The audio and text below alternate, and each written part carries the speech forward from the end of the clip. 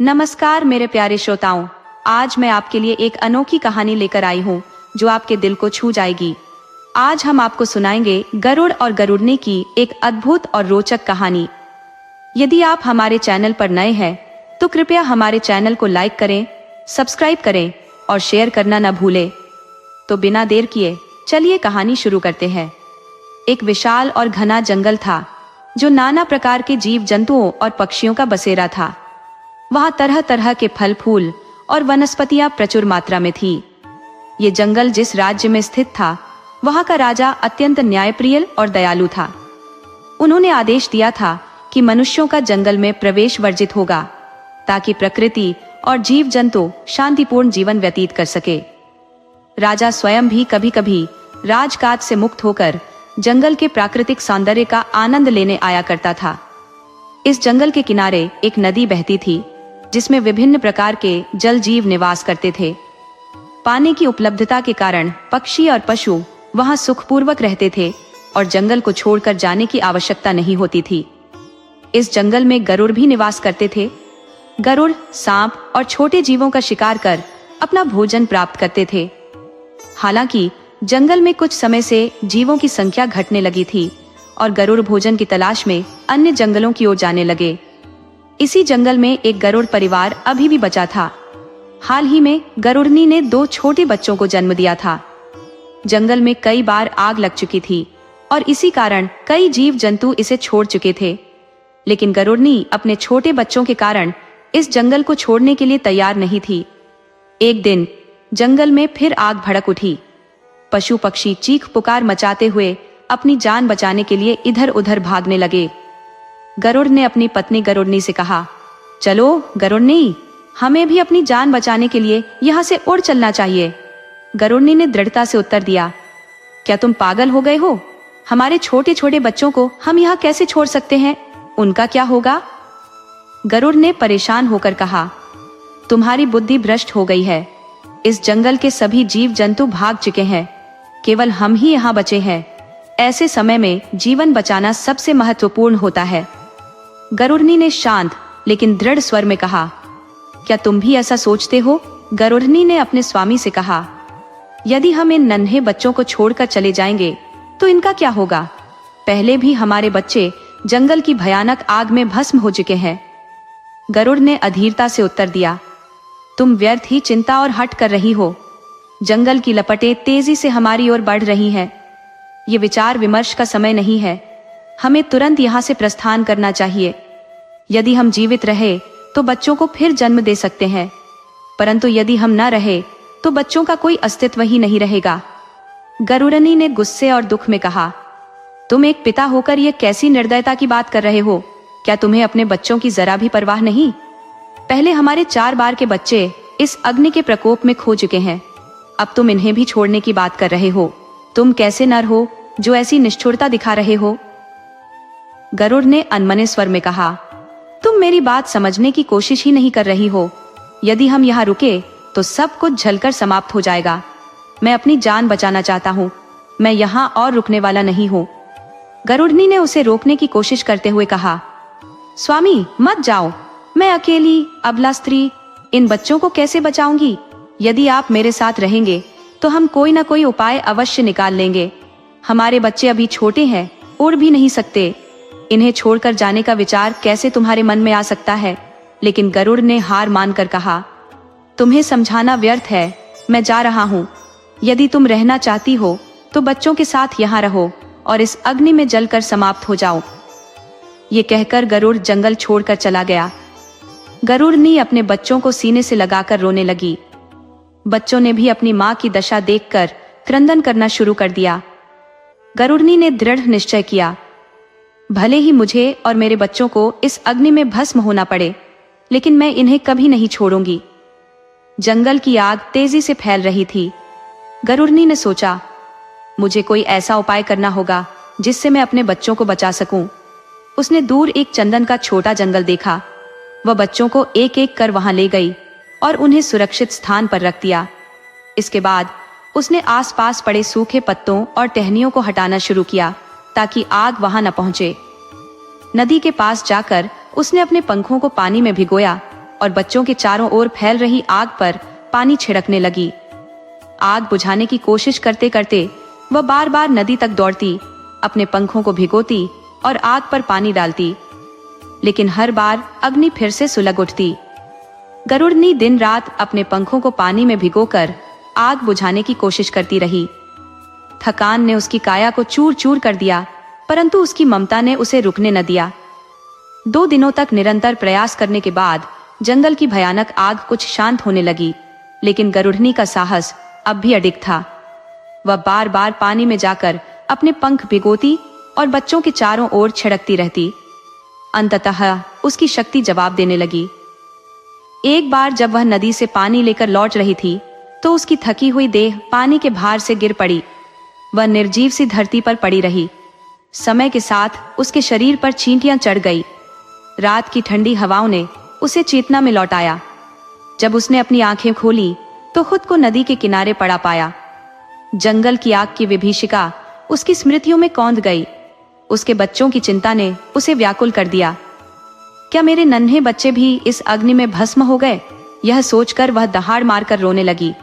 सुबह की पहली किरण के साथ उसने स्वयं को संभाला और चंदन वन की ओर बढ़ी।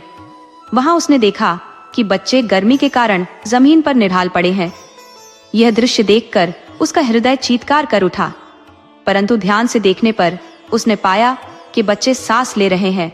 उनकी जीवित स्थिति देखकर उसकी आशा पुनः जाग उठी। फिर वह नदी पर गई, अपने पंखों को भिगोकर लाई और बच्चों के शरीर पर पानी छिड़कने लगी। अपनी चोंच से पानी उनके मुख में डालने का प्रयास किया। थोड़ी देर बाद बच्चों ने अपनी आंखें खोल दी। गरुड़नी के लिए यह क्षण अवर्णनीय आनंद का था। वह अपने बच्चों को पंखों में समेटकर ममता लुटाने लगी। जंगल में भोजन की कमी थी, लेकिन वह अपने बच्चों के साथ वहीं डटी रही।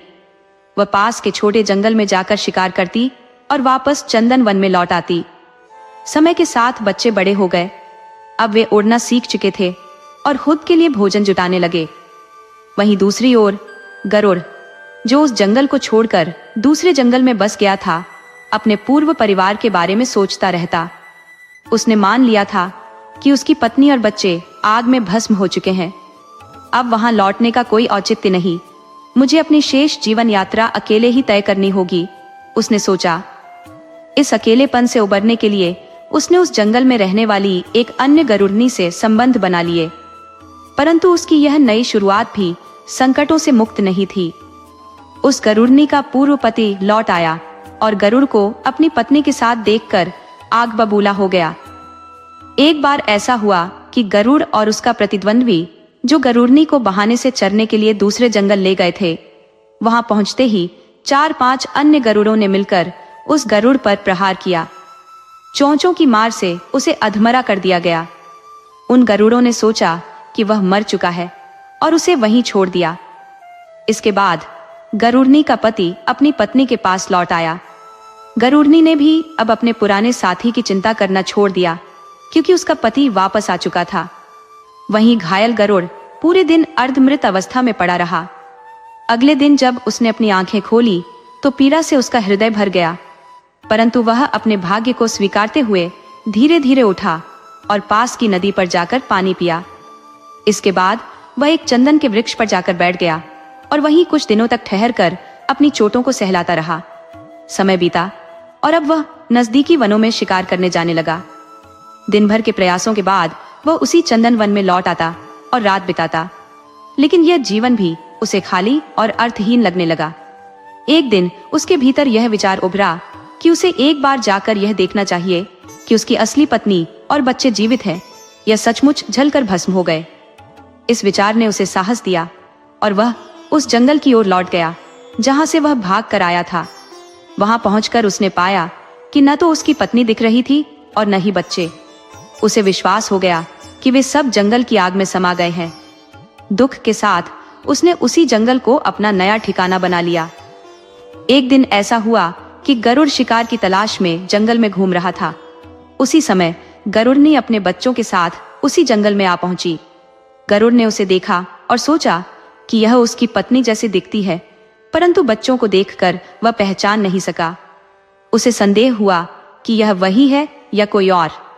उधर गरुड़नी ने भी गरुड़ को देखा, पर उसे लगा कि उसका साथी तो किसी दूसरे जंगल में चला गया था और अब अपनी नई पत्नी के साथ सुखपूर्वक जीवन बिता रहा होगा। वह सोचने लगी कि यह कोई और गरुड़ होगा। दोनों ने एक दूसरे को ठीक से पहचाना नहीं। गरुड़ अपने ढंग से चलता रहा और गरुड़नी अपने बच्चों को लेकर अलग ही जीवन जीने लगी। 6 दिन बाद दोपहर में गरुड़नी के बच्चों ने चंदन के वृक्ष की खोखल में एक सांप के बच्चे को देखा। जैसे ही सांप ने उन्हें देखा, वह घबराकर खोखल में छिप गया, परंतु गरुड़नी के बच्चों ने उसे बाहर निकालकर चोंचों से हमला किया और अधमरा कर दिया। सांप का बच्चा किसी तरह भागकर पास के पीपल के पेड़ पर चढ़ गया।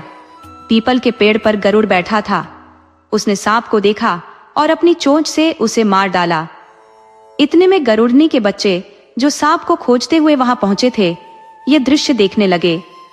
गरुड़ के बच्चों ने सांप के बच्चे को खोदकर बाहर निकाला और उस पर तीव्र चोंचों से प्रहार करते हुए उसे अधमरा कर दिया।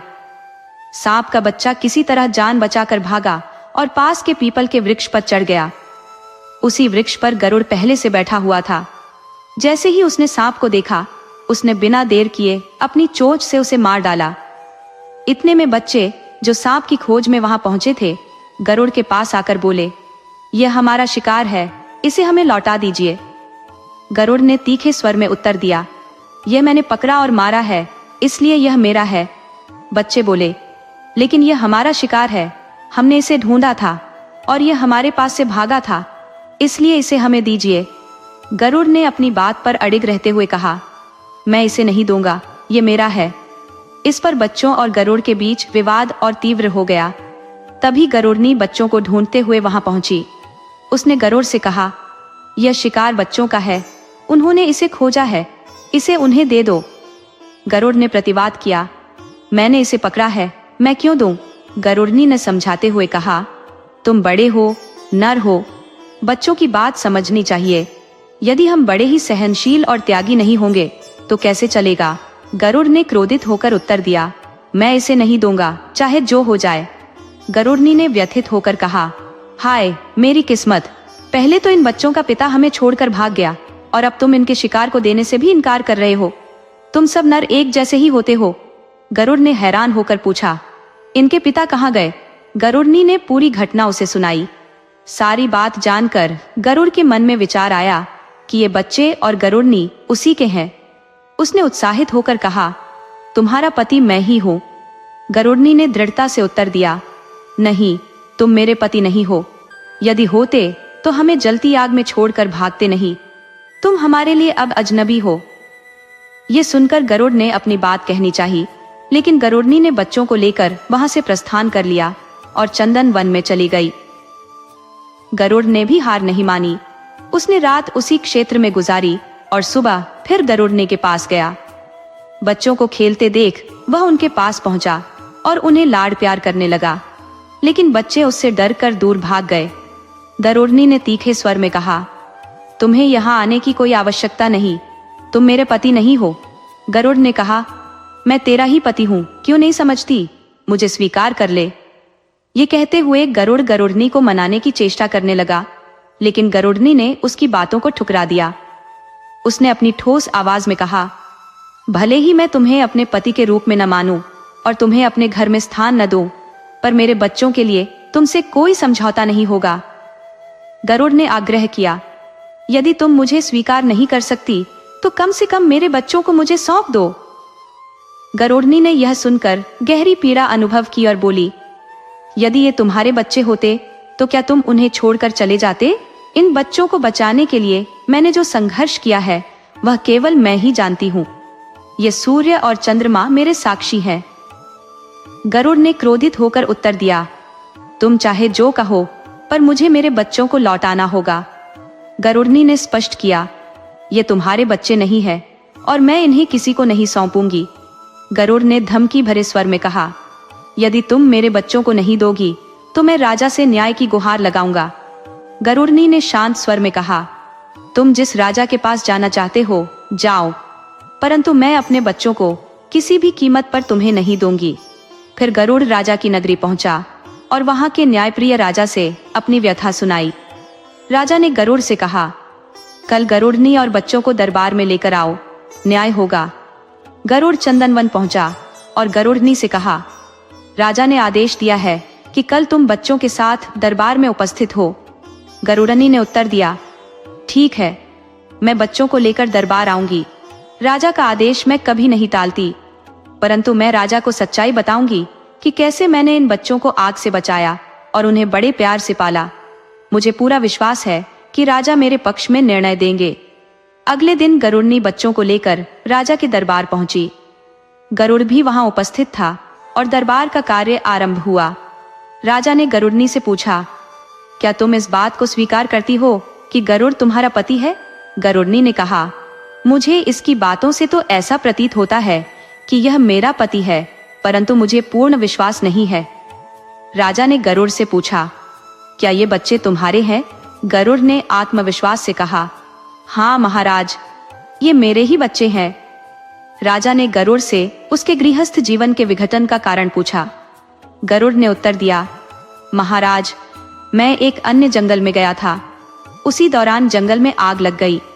मैंने सोचा कि मेरी पत्नी और बच्चे उस आग में जलकर मर गए होंगे, इसलिए मैं वहां से लौटकर नहीं गया।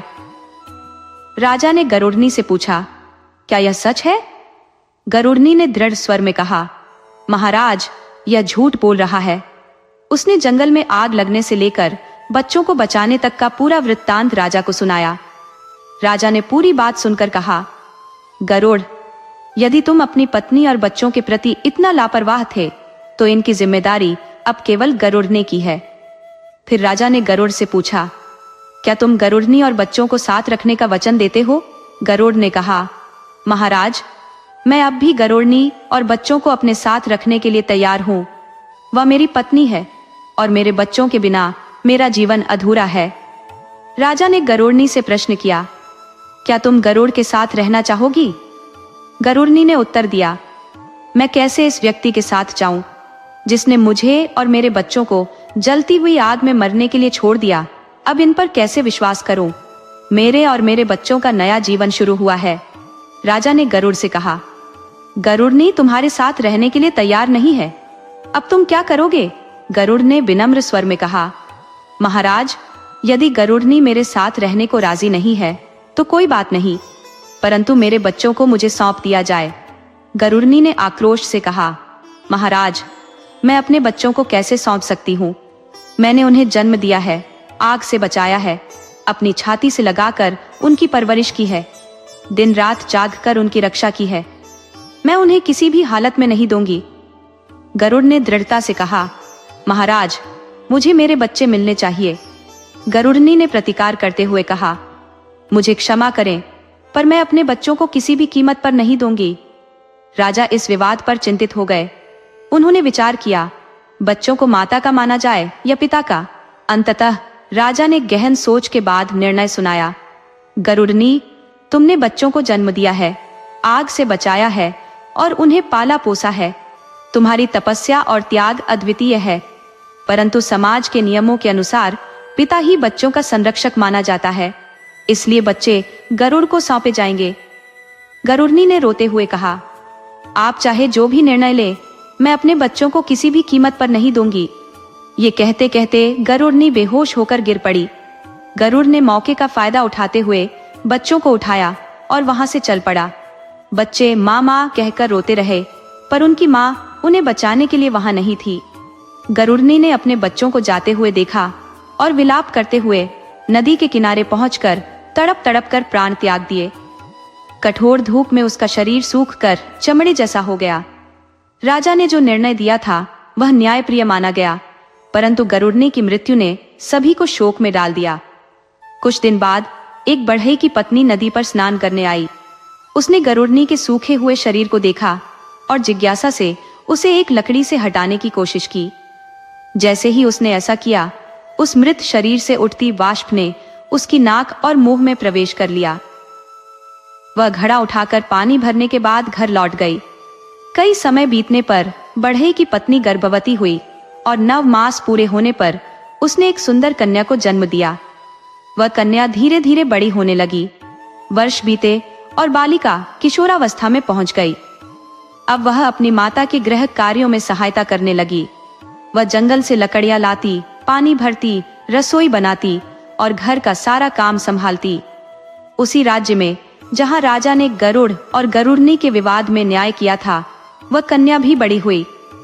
उस राज्य में राजा के अस्तबल में 7 रथी घोड़ियां थी, जिनका उपयोग सैनिक युद्ध में करते थे। लेकिन उन घोड़ियों के साथ अब केवल बढ़ई के पास एक घोड़ा बचा था। राजा की घोड़ियां अक्सर बढ़ई के घर के आसपास घूमती। एक दिन बढ़ई का घोड़ा उन घोड़ियों के साथ चरने गया। सहवास के परिणाम स्वरूप घोड़ियों ने गर्भ धारण किया। समय बीता और घोड़ियों ने बछड़ों को जन्म दिया। जब राजा को यह बात पता चली तो वह अत्यंत प्रसन्न हुआ। एक दिन बढ़ई की बेटी ने देखा कि घोड़ियां अपने बछड़ों के साथ घूम रही हैं। उसने अपने पिता को बुलाकर कहा, पिताजी, ये बछड़े किसके हैं? बढ़ई ने कहा, बेटा, ये बछड़े राजा के घोड़ियों के हैं। लड़की ने उत्तर दिया, परंतु ये घोड़े तो हमारे हैं। बढ़ई बोला, हाँ बेटा, ये घोड़ा तो अपना ही है, इन्हीं के कारण इन बछड़ों का जन्म हुआ है। लड़की ने हठपूर्वक कहा, तो ये बछड़े भी हमारे ही हुए, वे हमारे घोड़े के वंशज हैं। बढ़ई ने समझाने का प्रयत्न किया, बेटा, ये बात तो सही है, परंतु राजा से उलझना ठीक नहीं। बड़े लोगों की बड़ी बातें होती हैं, यदि कुछ गलत समझ लिया तो हमें ही दंड मिल सकता है।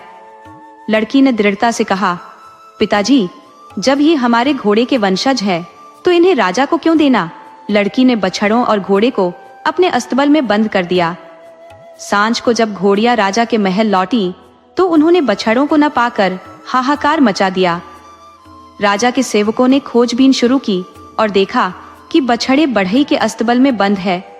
वे बढ़ई के घर गए और बोले, बढ़ई, ये बछड़े राजा के हैं, इन्हें लौटा दो। लड़की ने बीच में आकर कहा, नहीं, ये बछड़े राजा के नहीं है, ये हमारे घोड़े के वंश के हैं और इन्हें मैं नहीं दूंगी। सेवकों ने बढ़ई को बहुत समझाने का प्रयास किया, लेकिन लड़की ने अपनी बात पर अड़िग रहते हुए कहा, जो हमारे हैं उन्हें देने का कोई कारण नहीं। बढ़ई असमंजस में पड़ गया और राजा के सेवक निराश होकर लौट गए। राजा के सेवक ने महल पहुंचकर राजा को समस्त वृतांत सुनाया। यह सुनते ही राजा ने बढ़ई को दरबार में बुलवाया। राजा ने पूछा, बढ़ई, तुमने मेरे बछड़ों को अपने तबेले में क्यों कैद कर रखा है? उन्हें अब तक क्यों नहीं छोड़ा? बढ़ई ने उत्तर दिया, महाराज, उन बछड़ों को मेरी पुत्री ने बांधा है। वह उन्हें बहुत पसंद करती है, इसीलिए उन्हें यहीं रखा गया है। राजा ने गंभीर स्वर में कहा, परंतु वह बछड़े मेरे हैं, क्या यह बात तुम्हें ज्ञात नहीं थी? अब तुम्हें उन्हें छोड़ना ही होगा। बढ़ई ने झुकी हुई दृष्टि से उत्तर दिया, महाराज, मैंने उस पागल लड़की को बार बार समझाया, पर वह मानने को तैयार नहीं होती। राजा ने आदेश दिया, सिपाहियों को लेकर जाओ और उस लड़की को चेतावनी देकर बछड़ों को छुड़वाओ। बढ़ई सिपाहियों के साथ अपने घर पहुंचा। उनकी पुत्री तबेले के द्वार पर खड़ी थी। बढ़ई ने उसे समझाने का प्रयास किया कि बछड़ों को छोड़ दे, परंतु वह किसी भी प्रकार से मानने को तैयार नहीं हुई। सिपाहियों ने उसे धमकाया और राजा का भय दिखाया, लेकिन वह अडिग रही। जब सिपाही वापस दरबार पहुंचे और पूरी बात राजा को बताई तो राजा ने कहा, ठीक है, कल उस लड़की को दरबार में पेश किया जाए। अगले दिन राजा ने लड़की को दरबार में बुलवाया। लड़की ने बछड़ों को हाँकते हुए दरबार के बाहर बांधा और सभा में जाकर बैठ गई। राजा ने उसे देखकर कहा, पागल लड़की, क्या तू वही है जिसने ऐसा अनर्थ किया है? लड़की ने दृढ़ स्वर में उत्तर दिया, महाराज, आप मुझे पागल क्यों कह रही हैं? राजा ने तीखे स्वर में कहा, अगर तू पागल नहीं है तो फिर तूने मेरे बछड़ों को अपने तबेले में क्यों बांध रखा? उन्हें मानने पर भी क्यों नहीं छोड़ा? लड़की ने शांत स्वर में कहा, महाराज, मुझे वे बछड़े बहुत प्रिय लगे, इसलिए मैंने उन्हें अपने तबेले में रखा। इसमें कोई अनुचित बात नहीं है। राजा ने गुस्से में कहा, परंतु वे बछड़े मेरे हैं, क्या तुम्हें यह ज्ञात नहीं था? लड़की ने प्रत्युत्तर दिया, महाराज, आप ये क्या कह रहे हैं? ये बछड़े तो हमारे हैं, इसलिए मैंने उन्हें अपने तबेले में बांध रखा। राजा को अब बहुत क्रोध आया। उसने कड़कते हुए कहा, लड़की, तेरा दिमाग सही नहीं है। ये बछड़े मेरी घोड़ियों ने जन्म दिए हैं, फिर ये तेरे कैसे हुए? लड़की ने निर्भीक होकर कहा, महाराज, भले ही आपकी घोड़ियों ने इन्हें जन्म दिया हो, परंतु वंश तो हमारे घोड़ों का है। मेरे घोड़े ने आपकी घोड़ियों के साथ संबंध बनाए और इसलिए ये बछड़े हमारे हुए। राजा ने आश्चर्यचकित होकर कहा, लड़की, तेरा तर्क अजीबोगरीब है। संसार में ऐसा न्याय कहाँ होता है? घोड़ी ने जिसे जन्म दिया वह तो घोड़ी के मालिक का ही हुआ ना? लड़की ने व्यंग्यपूर्ण स्वर में कहा, महाराज, आपके न्याय की तो प्रशंसा करनी होगी। कभी ऐसा न्याय, कभी वैसा न्याय। यदि पशु पक्षियों को यह न्याय समझ में आता तो वे आपके पास आने से ही इनकार कर देते। राजा ने गंभीर स्वर में पूछा, लड़की, तुझ पर ऐसा कौन सा अन्याय हुआ है जो तू मुझसे न्याय की दुहाई मांग रही है? लड़की ने निडरता से उत्तर दिया, महाराज, थोड़ा स्मरण कीजिए। 15 वर्ष पूर्व की वह घटना याद कीजिए जब गरुड़ अपने बच्चों के अधिकार के लिए आपके पास न्याय मांगने आया था। आपने उस समय क्या निर्णय सुनाया था? राजा ने स्मृति में डूबते हुए घटना को याद करना शुरू किया। लड़की ने आगे कहा, महाराज, उस गरुड़नी ने अपने बच्चों को कैसे पाला होगा ये वही जानती थी। जब जंगल में आग लगी थी तो गरुड़ अपने बच्चों को बचाने के बजाय उन्हें छोड़कर भाग गया, लेकिन बाद में वह कहने लगा कि बच्चे उसके हैं। लड़की रुकी और फिर बोली, गरुड़नी ने जब अपने बच्चों को नहीं छोड़ा तो गरुड़ आपको न्याय के लिए बुलाने आया। आपने कहा कि वंश का अधिकार हमेशा पिता का होता है और आपने बच्चों को गरुड़ को सौंप दिया। उस गरुड़नी की दशा का क्या हुआ होगा महाराज?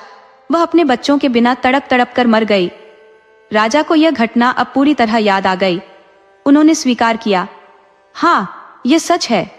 लड़की ने तीव्रता से पूछा, तो फिर महाराज, अब बताइए, ये बछड़े किसके हुए? हमारे ही हुए ना, क्योंकि वे हमारे घोड़े के वंश से हैं। राजा ने सिर झुकाते हुए कहा, हाँ, यह सत्य है। लड़की ने दरबार छोड़ दिया और बछड़ों को अपने घर ले आई। राजा विचारों में खो गया। उसने सोचा, यह लड़की अत्यंत चतुर और समझदार है। उसने मुझे मेरे ही निर्णय से पराजित कर दिया। कुछ समय बाद राजा ने बढ़ई को बुलाकर कहा, मुझे एक मंदिर बनवाना है। बढ़ई ने सिर झुकाकर उत्तर दिया, महाराज, जैसा आप चाहेंगे वैसा ही बनेगा। राजा ने कहा, लेकिन इस मंदिर का निर्माण साधारण नहीं होगा। पहले सोने का कलश लगाया जाएगा, फिर एक अनोखा स्तंभ खड़ा किया जाएगा। बढ़ई ने राजा की बात सुनकर कोई प्रतिक्रिया नहीं दी। वह चुपचाप दरबार से घर लौटा और चिंता में डूब गया। उसकी पत्नी ने पूछा, स्वामी, क्या हुआ? आप इतने चिंतित क्यों हैं? बढ़ई ने कहा, कुछ नहीं। लड़की ने भी पूछा, पिताजी, आप क्या सोच रहे हैं? लेकिन बढ़ई ने उसे कोई उत्तर नहीं दिया। यहाँ तक कि भोजन के लिए बुलाने पर भी वह खाने नहीं गया। बढ़ई की पत्नी और लड़की उसकी हालत देखकर चिंतित हो गए। एक दिन बढ़ई ने उन्हें मंदिर बनाने के बारे में सब कुछ बताया।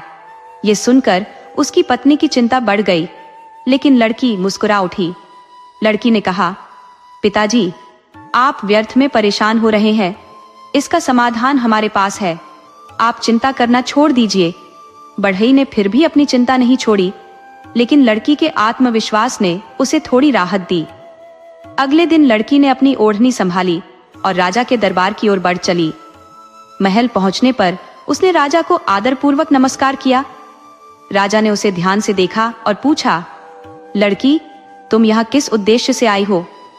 लड़की ने निडरता से उत्तर दिया, महाराज, मेरे घर में खाने को कुछ भी नहीं है, इसलिए मैं मजदूरी करने की अनुमति लेने आई हूँ। आपका जो मंदिर निर्माण हो रहा है उसमें काम करके मजदूरी काट लीजिएगा। राजा ने सहानुभूति से कहा, यह तो कोई कठिन बात नहीं है। मजदूरी में क्या लोगी? धन, धान्य, दाल या चावल? लड़की ने तुरंत कहा, महाराज, मुझे अनाज दे दीजिए। राजा ने पूछा, तो अनाज में क्या लोगी? ज्वार, बाजरा, धान या चावल? लड़की ने उत्तर दिया, महाराज, मुझे सांबा की मजदूरी दीजिए। राजा ने अपने सेवक को बुलाया और कहा, इस लड़की को सांबा की मजदूरी के लिए एक माप भर दे दो। ये मजदूरी उसकी मेहनत की होगी। सेवक लड़की को गोदाम में ले गया और गाड़ी से सामान निकालकर माप भरने लगा। तभी लड़की ने उसे रोका और कहा, मुझे तुम्हारे हाथ से मजदूरी नहीं चाहिए, मैं राजा के हाथों से मजदूरी लूंगी। सेवक ने उसे समझाने की कोशिश की, राजा स्वयं कभी किसी को मजदूरी नहीं देते।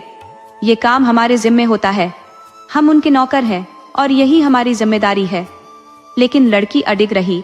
उसने दृढ़ता से कहा, मैं तो केवल राजा के हाथों से ही मजदूरी लूंगी, चाहे जो हो जाए। आखिरकार सेवक ने हार मानकर राजा को सूचना दी, महाराज, यह लड़की मेरे हाथ से मजदूरी लेने से इनकार कर रही है। वह कहती है कि उसे आपके हाथ से ही मजदूरी चाहिए। राजा ने कहा, ठीक है, अगर वह मेरे हाथ से मजदूरी चाहती है तो मैं उसे दूंगा। राजा स्वयं गोदाम में आया और माप भरकर लड़की की ओढ़नी में डालने लगा। तभी लड़की ने बीच में हाथ रखकर उसे रोका और कहा, महाराज, ये माप ठीक से ऊपर तक भरा नहीं है। राजा ने माप को खाली किया और उसे फिर से भरने लगा। जब वह अनाज ओढ़नी में डालने लगा तो लड़की ने फिर रोका और बोली, महाराज, ये माप अब भी सही तरीके से भरा नहीं है। राजा ने गहरी सांस लेकर पूछा, अब कौन सी विधि अपनाई जाए? लड़की ने समझाया, महाराज, पहले माप का ऊपरी हिस्सा ठीक से भरना चाहिए, फिर पूरे माप को संतुलित करना चाहिए। यह काम नौकरों से नहीं हो सकता, इसलिए मैंने आपको बुलाया है। राजा ने उसकी बात मानते हुए विधि को सही किया और लड़की की मजदूरी पूर्ण रूप से उसके हाथों में दी। राजा ने क्रोधित होकर कहा, क्या तुम्हारा पिता भी इसी तरह तर्क करता है? लड़की, तुम तो पूरी तरह से पागल हो चुकी हो। कहाँ ऐसा संभव है कि माप का ऊपरी भाग पहले भरे और फिर अनाज डाला जाए? लड़की ने शांतिपूर्वक उत्तर दिया, महाराज, अगर आप इसे संभव नहीं मानते तो बहाने क्यों बना रहे हैं? यह आपकी असमर्थता को दर्शाता है। हर समाधान असंभव नहीं होता और आपकी सोच इसे सीमित कर रही है। राजा हंसते हुए बोले, ऐसा पहले कभी नहीं हुआ है। दुनिया में ऐसा कोई तरीका संभव नहीं है। लड़की ने गंभीरता से कहा, महाराज, असंभव शब्द का निर्माण केवल हमारी सोच की सीमा के कारण हुआ है। मेरे पिता ने आपके कहे अनुसार मंदिर का निर्माण किया है, लेकिन आपने उन्हें आदेश दिया कि पहले कलश स्थापित किया जाए और फिर मंदिर का आधार बनाया जाए। क्या यह प्रक्रिया भी संभव लगती है? यह सुनकर राजा ठहाका लगाकर हंस पड़ा और बोला, लड़की, तुमने तो सच्चाई की गहराई को उजागर कर दिया। मैं स्वीकार करता हूँ कि तुम्हारी बात सही है। तुमने मुझे पराजित कर दिया। अब जाओ, अपने पिता को यह समाचार दो कि उनकी पुत्री अत्यंत चतुर और प्रज्ञावान है। लड़की ने घर जाकर अपने माता पिता को यह सब बताया। उनके हृदय में गर्व और संतोष का भाव उमड़ पड़ा। कुछ समय बीता और राजा ने विचार किया, बढ़ई की यह कन्या अत्यधिक बुद्धिमान है। यदि मैं इसे अपनी रानी बनाऊं तो राज दरबार में उत्पन्न होने वाले सभी जटिल प्रश्नों का समाधान शीघ्र हो जाएगा। ये निश्चय करके राजा स्वयं बढ़ई के घर गया और विवाह का प्रस्ताव रखा। बढ़ई चकित होकर बोला, महाराज, आप राजा हैं और हम तो अत्यंत साधारण लोग हैं। हमारे और आपके जीवन में असमानता इतनी अधिक है कि यह रिश्ता कैसे संभव हो सकता है? राजा ने दृढ़ता से कहा, यह मेरे मन का निर्णय है, चाहे जो हो, मैं आपकी कन्या से विवाह करूंगा। बढ़ई ने यह बात अपनी पत्नी और पुत्री को बताई। लड़की ने थोड़ी देर सोचा और कहा, पिताजी, आप चिंता न करें, इसका समाधान मेरे पास है। अगले दिन वह राजा के महल गई और बोली, महाराज, मैं आपसे विवाह करने के लिए सहमत हूं, किंतु एक शर्त है, आपको मेरी बातों का पालन करना होगा। राजा ने सहमति जताई और कहा, ठीक है, जैसा तुम कहोगी वैसा ही करूंगा। लड़की बोली, महाराज, आपके महल के मुख्य द्वार के पास एक चौरस दरवाजा बनवाना होगा। उस पर दीवार खड़ी करके तुलसी का पौधा रोपना और उस पर स्वच्छ पीले वस्त्र का टुकड़ा ढक देना। दरवाजे के दोनों ओर गोबर से लिपाई करवानी होगी और धूप दीप जलाने के बाद दिया बुझने नहीं देना। रात्रि के समय वहां खाट बिछाकर आपको सोना होगा। राजा ने उसके कहे अनुसार तैयारी की। सांझ को वह निर्धारित स्थान पर खाट बिछाकर सो गया। मध्य रात्रि होते ही राजा का ख्वाब उसे विचलित कर गया। उसने देखा कि वह स्वर्ग के द्वार पर खड़ा है, जहां उसके माता पिता सोने के हिंडोले में झूल रहे हैं। उनका आसन डोलने लगा और ऐसा प्रतीत हुआ कि वे नीचे गिर जाएंगे। राजा ने नीचे झांक कर देखा तो नरक का दृश्य प्रकट हुआ। उसमें छोटे बड़े कीड़े रेंगते हुए दिखाई दिए। राजा डर से कांपते हुए अपने माता पिता को बचाने का प्रयास करने लगा। वह चिल्लाकर जाग उठा और पाया कि वह अपने पलंग पर ही लेटा है।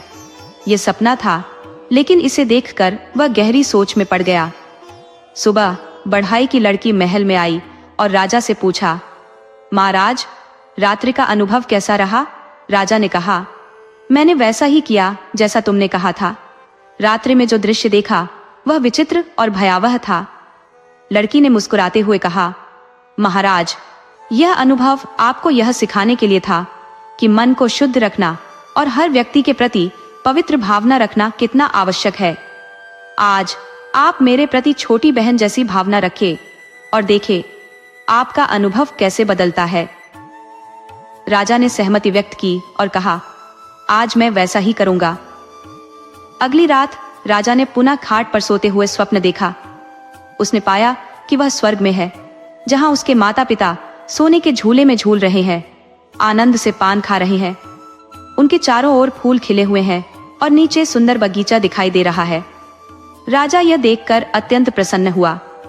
सुबह होने पर लड़की पुनः राजा से मिली और पूछा, महाराज, इस बार अनुभव कैसा रहा? राजा ने हर्षित होकर कहा, यह स्वप्न पहले से बिल्कुल विपरीत था। मैंने शांति और आनंद का अनुभव किया।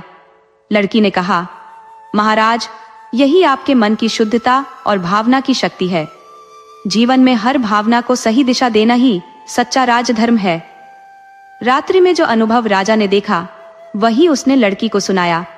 लड़की ने कहा, महाराज, पहली रात आपने मेरे प्रति पति पत्नी का भाव रखा था, इसलिए आपको स्वर्ग और नरक का ऐसा दृश्य दिखा। आपने देखा कि आपके माता पिता स्वर्ग के झूले पर बैठे हुए हैं, लेकिन झूला इस प्रकार डोल रहा है मानो वे अब भी गिर पड़ेंगे। उनके गिरते ही सीधा नरक में जाएंगे, जहां कीड़े और दुर्गंध भरे दृश्य है। आपके मन में यह पीड़ा उत्पन्न हुई क्योंकि आपके विचार शुद्ध नहीं थे। लड़की ने आगे कहा, दूसरी रात जब आपने मुझे अपनी बहन मान लिया और मन को पवित्र भाव से भर लिया, तब आपके स्वप्न भी बदल गए। आपके माता पिता फिर से स्वर्ग के झूले पर बैठे थे, लेकिन इस बार उनका चेहरा प्रसन्नता से दमक रहा था। वे पान खा रहे थे और उनके चारों ओर फूलों की भीनी भीनी सुगंध फैल रही थी। ये आपके मन की पवित्रता का परिणाम था महाराज। यही कारण है कि आपसे विवाह नहीं कर सकती। यदि ऐसा हुआ तो आपके माता पिता दुखी होंगे। राजा ने लड़की की बात को गंभीरता से सुना और स्वीकार किया। उसने लड़की को अपनी छोटी बहन मान लिया और उसके प्रति पवित्र भाव रखकर अपने जीवन को दिशा दी। राजा ने लड़की को अपने महल में स्थान दिया और माता पिता की भांति उसे आदर प्रदान किया। इस परिवर्तन से राजा के विचारों में नयापन आया। वह अधिक न्यायप्रिय और संवेदनशील शासक बन गया। लड़की, जो अब उसकी बहन थी, हर समस्या का समाधान सुझाती और राज्य में समृद्धि लाने में योगदान देती। इस प्रकार राजा का राज्य विकास की नई ऊंचाइयों पर पहुंच गया। दोस्तों, अगर आपको यह कहानी प्रेरणादायक लगी हो तो इसे अवश्य शेयर करें।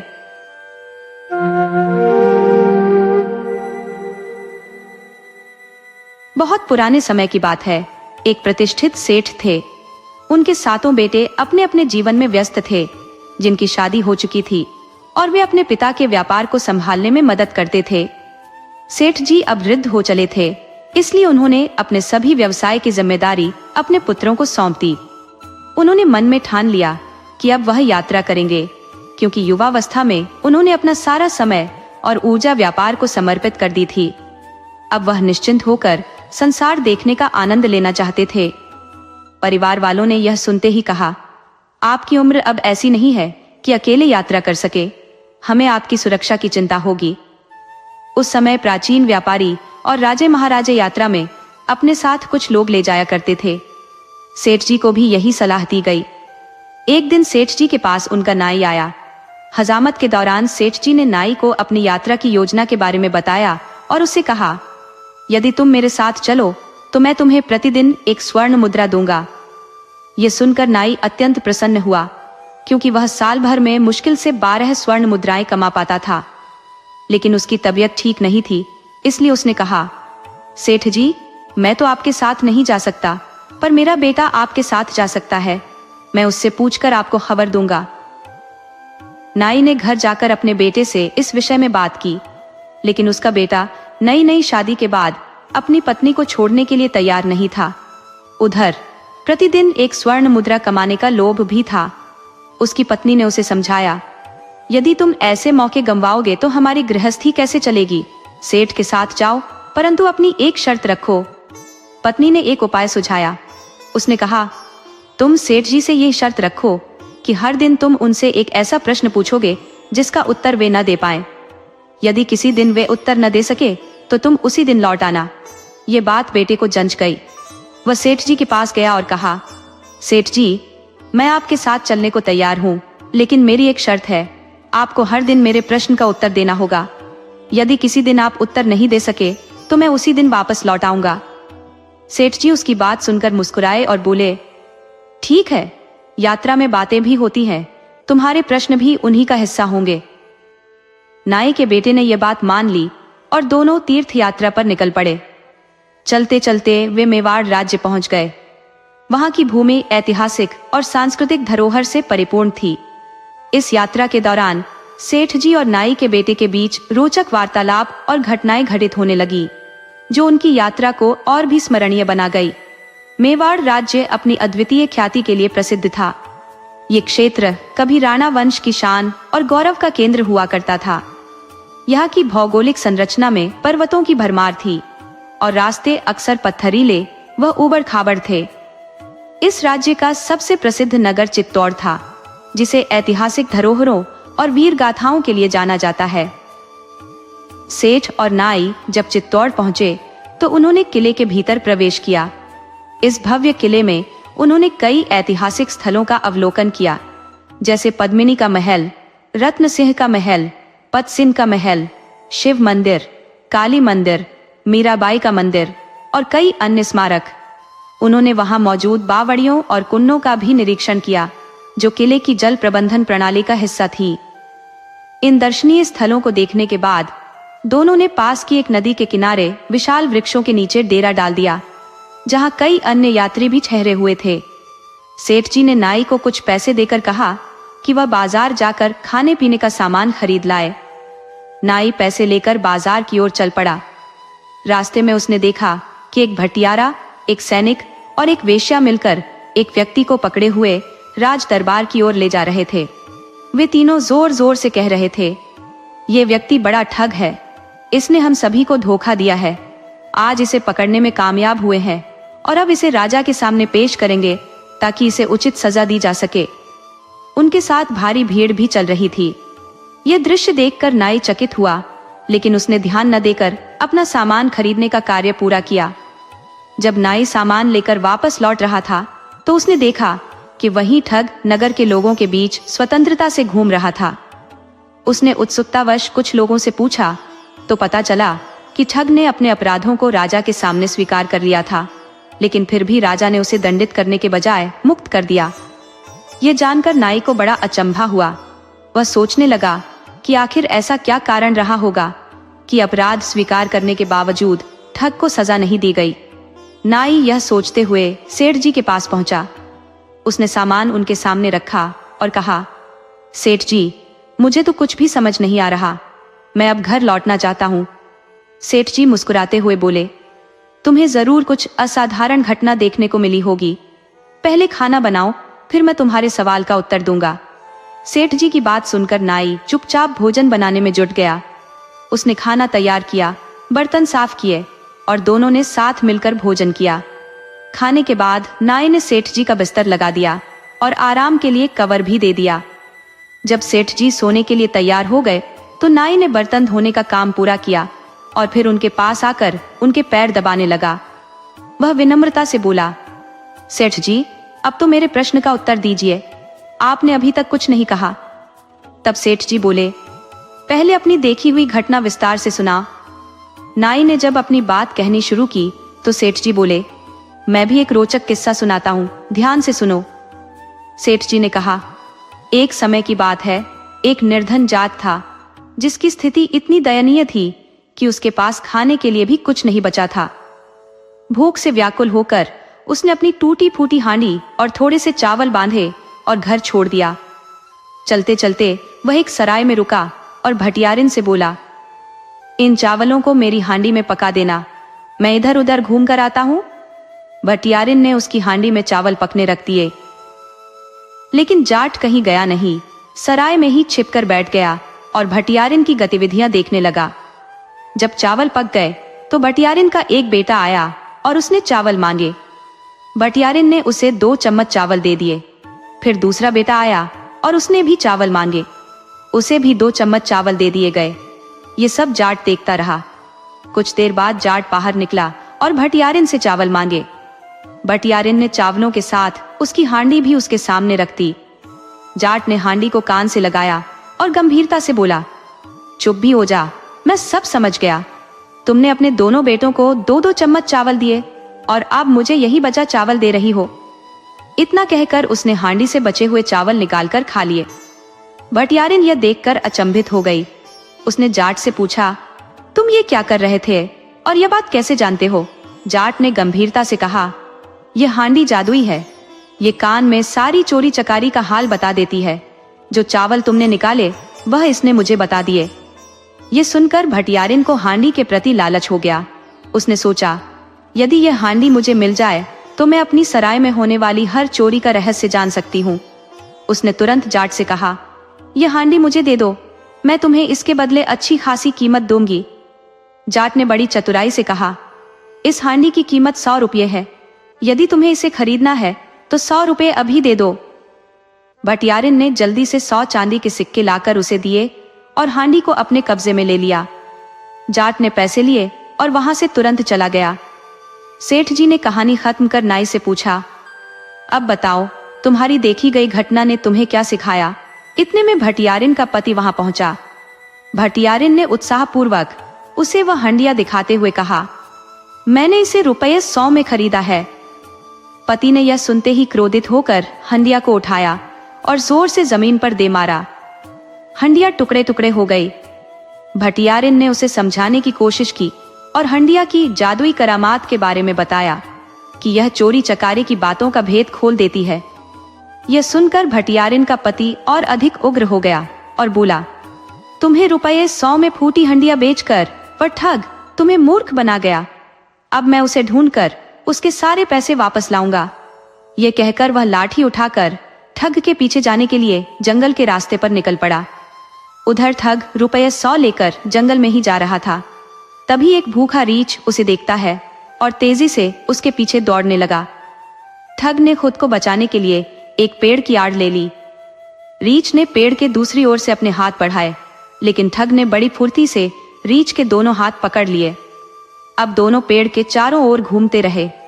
ठग सोच रहा था कि अगर उसने रीछ के हाथ छोड़े तो वह उसे तुरंत मार डालेगा। ऐसी हालत में ठग ने अपनी जेब से रुपये 20 निकाले और उन्हें इधर उधर गिरा दिया। उसी समय घोड़े पर सवार एक फौजी जवान उधर से गुजरा।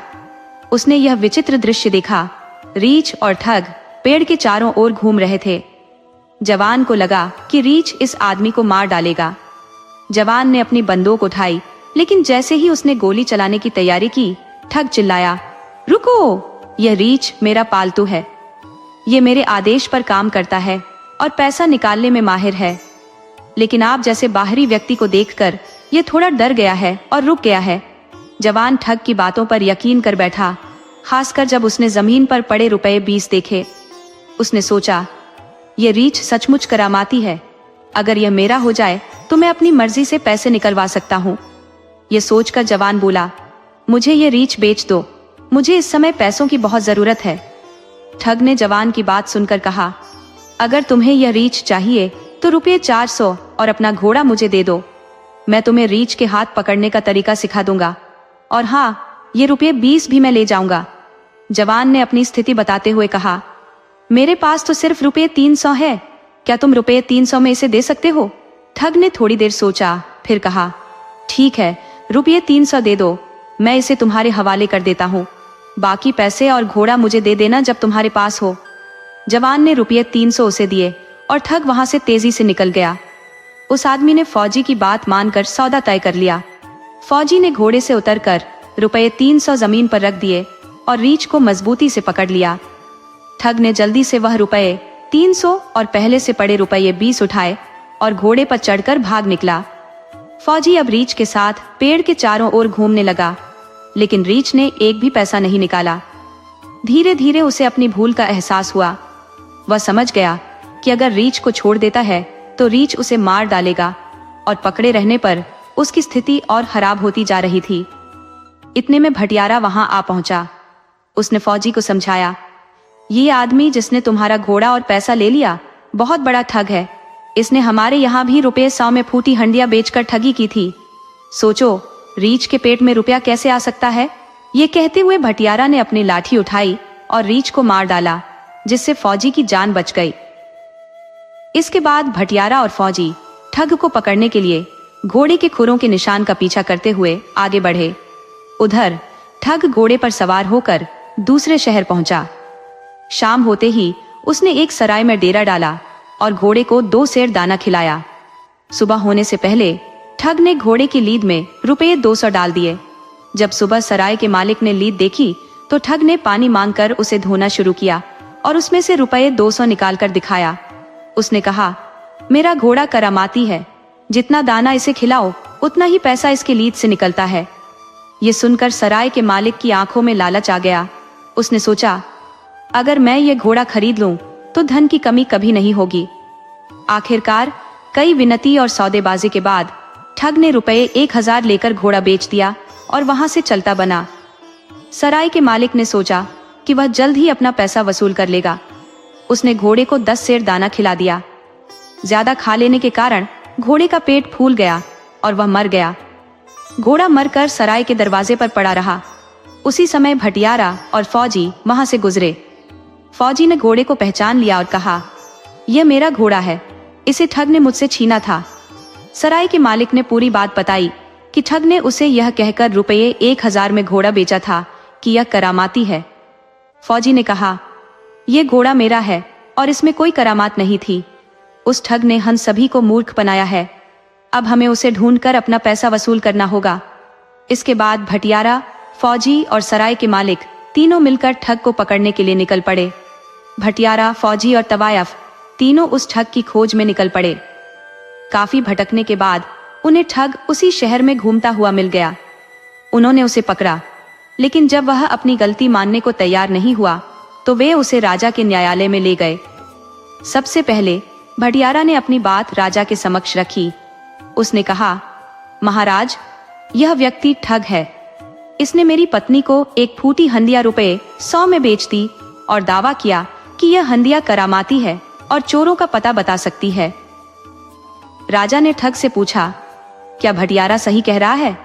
ठग ने बड़ी शांति से उत्तर दिया, महाराज, मेरी हंडिया वास्तव में करामाती थी और चोरों का पता बता सकती थी। यदि आपको संदेह है तो आप उस हंडिया को मंगवा कर स्वयं जांच कर लें। भटियारा ने तुरंत कहा, महाराज, वह हंडिया तो मैंने गुस्से में फोड़ दी। ये सुनकर राजा बोले, यदि हंडिया ही नहीं है तो मैं इस पर न्याय कैसे करूं? इसके बाद फौजी ने अपनी फरियाद सुनाई। उसने कहा, महाराज, इस ठग ने मुझे ₹300 और मेरा घोड़ा ठग लिया। इसके बदले में इसने मुझे एक रीछ पकड़ने को दिया और कहा कि रीछ के पेट से धन निकलेगा। यह सब झूठ था। राजा ने ठग से पूछा, क्या यह सच है कि तुमने ₹300 लेकर फौजी को रीछ दिया? ठग ने आत्मविश्वास से कहा, महाराज, मेरा रीछ करामाती था। मैंने जो कुछ भी कहा सत्य कहा। यदि आप चाहे तो रीछ को मंगवा कर उसकी जांच कर ले। भटियारा बीच में बोल पड़ा, महाराज, मैंने उस रीछ को मार दिया। यदि मैं उसे नहीं मारता तो वह फौजी की जान ले लेता। मैंने रीछ को मारकर फौजी की जान बचाई। यह सुनकर राजा ने कहा, तुमने रीछ को मार दिया है तो मैं इस मामले में ठग को निर्दोष कैसे न ठहराऊं? इसके बाद तवायफ ने अपनी शिकायत रखी।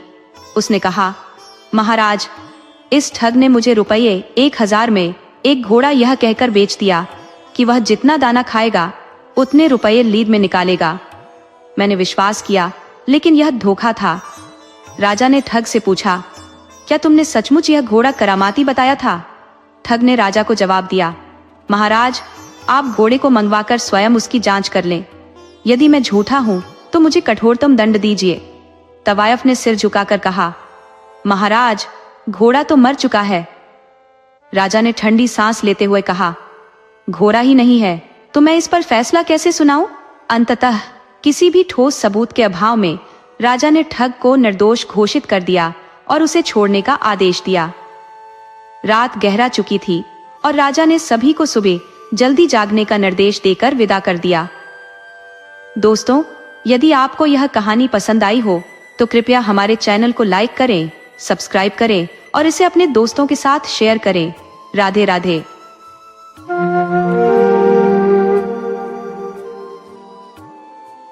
बहुत समय पहले की बात है। एक अत्यंत संपन्न व्यापारी था। वह विभिन्न वस्तुओं का व्यापार करता था और उसके धन धान्य की कोई कमी नहीं थी। व्यापारी की जगह जगह बड़ी बड़ी कोठियां थी और अनेक नौकर चाकर उसकी सेवा में लगे रहते थे। वह व्यापार के सिलसिले में अक्सर देश विदेश की यात्राएं करता रहता था। एक बार उसे किसी विशेष कार्य हेतु दूसरे स्थान पर जाना पड़ा। वह अकेला घोड़े पर सवार होकर यात्रा पर निकला। गंतव्य तक पहुंचने पर उसने देखा कि वहां भोजन व पानी की व्यवस्था नहीं थी, इसलिए उसने अपने झोले में कुलचे और खजूर भर लिए। कार्य समाप्त करने के पश्चात जब वह वापस लौट रहा था, चौथे दिन सुबह उसने मार्ग में एक घने जंगल के पास एक स्वच्छ तालाब देखा। तालाब देखकर उसे विश्राम करने की इच्छा हुई। वह घोड़े से उतरा और तालाब के किनारे बैठकर अपने झोले से कुलचे और खजूर निकालकर खाने लगा। भोजन के बाद उसने खजूर की गुठलियां इधर उधर फेंक दी और जगह साफ कर आराम करने लगा। अचानक वहां एक भयावह आकृति दिखाई दी। वह एक विशालकाय योद्धा था जिसने हाथ में एक बड़ी तलवार थामी हुई थी। उसकी आंखों में क्रोध और चेहरे पर प्रचंडता थी। पास आते ही उसने गर्जना करते हुए कहा, ओ व्यापारी, इधर आ, मैं तुझे मार डालूंगा। व्यापारी उसकी भयानक काया और क्रोध भरी आवाज सुनकर थर थर कांपने लगा।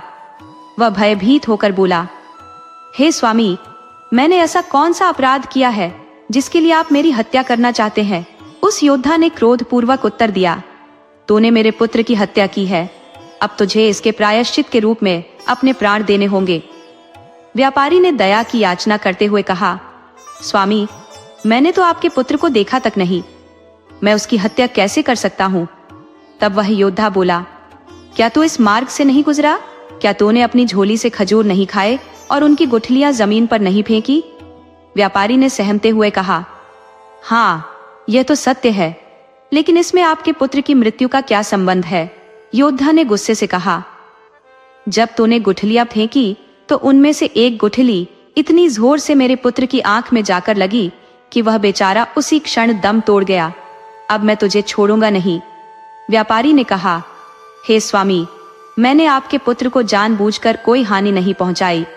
मेरी जो भूल हुई है उसके लिए मैं आपके चरणों में गिरकर क्षमा याचना करता हूँ। दैत्य ने तीव्रता से उत्तर दिया, मैं दया करना नहीं जानता और क्षमा मेरे स्वभाव में नहीं है। क्या तुम मुझे क्षमा करना सिखाने का प्रयास कर रहे हो?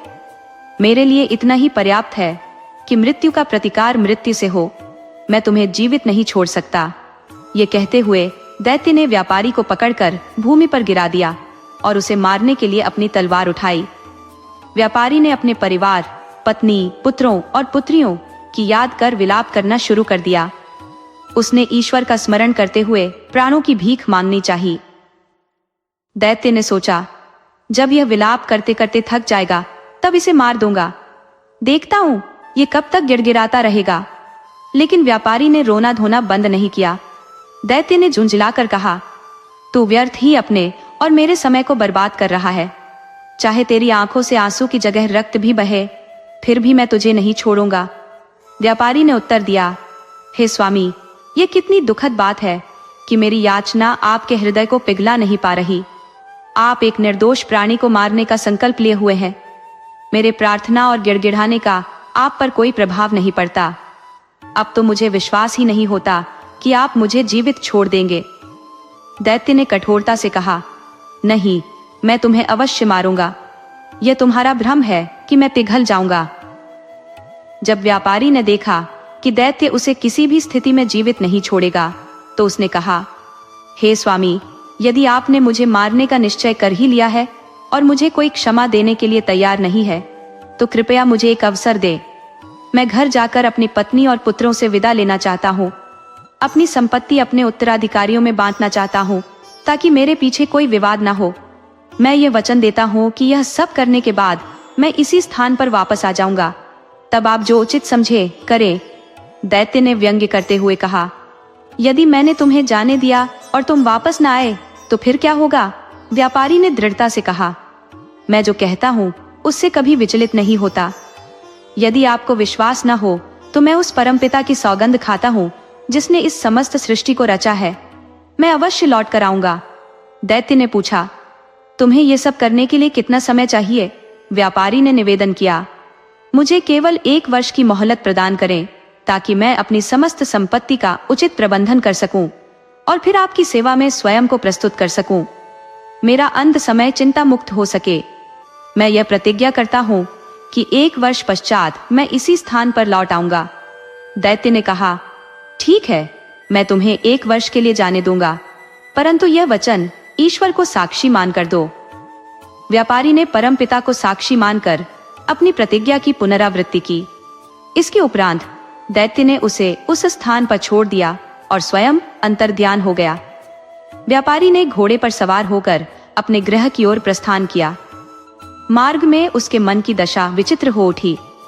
कभी वह इस विचार से प्रसन्न होता कि वह अभी जीवित है, तो कभी 1 वर्ष उपरांत अपनी निश्चित मृत्यु का स्मरण कर विषादग्रस्त हो जाता।